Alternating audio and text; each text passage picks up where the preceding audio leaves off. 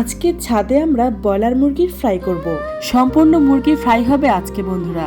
আর একটা নতুন বিষয় তোমাদের সঙ্গে শেয়ার করি, সেটা হলো যে আজকে আমরা একটা অনেক বড় কড়াই নিয়েছি। অত বড়ও না, মানে মিডিয়াম সাইজ, মাঝারি। এই কড়াইটা নেওয়ার কারণ হলো আমরা যেন মাছ, ছোট মাছ, বড় মাছ, মাঝারি মাছ, বড় ব্রয়লার মুরগি এসব খুব সুন্দরভাবে সহজে ফ্রাই করতে পারি। ছোট ফ্রাই প্যানে হয় না, সেজন্য এটা কেনা। আজকের এই মুরগিটা ফ্রাই করবে সম্পূর্ণভাবে আমার খালা একাই, খাবও দুজনে একাই। কিন্তু ডুবো তেলে ভাজলে হয়তোবা মুরগিটা সম্পূর্ণভাবে ভেতরেও সিদ্ধ হয়ে যেত।